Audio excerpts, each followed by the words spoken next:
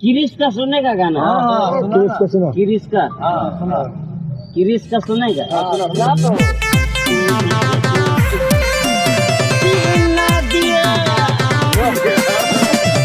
Music by Amit Tiwari.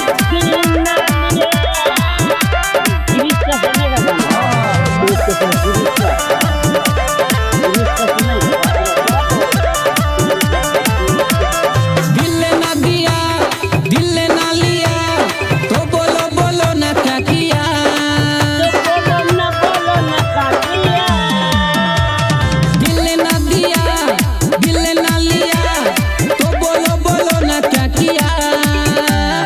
इस दुनिया में भी अगर प्यार न किया तो क्या किया। इस दुनिया में भी अगर प्यार न किया तो क्या किया।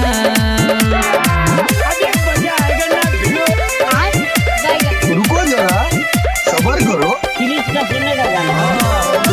किरिश का सुना। किरिश का सुनेगा गाना।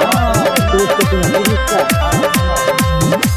तू धरती पे चाहे जहाँ भी रहेगी तुझे तेरी खुशबू से पहचान लूंगा। किरिश का सुनेगा गाना। किरिश का सुना। किरिश का अगर बंदी हो जाएगी मेरी आंखें तुझे तेरी धड़कन से पहचान लूंगा।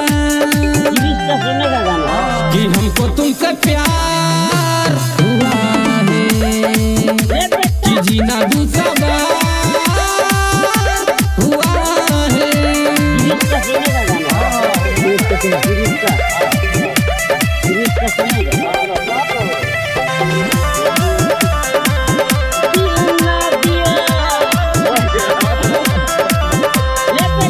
तुझे देखा तो ये जाना सनम प्यार होता है दीवाना सनम। किरिश का सुनेगा गाना। अब यहाँ से कहाँ जाए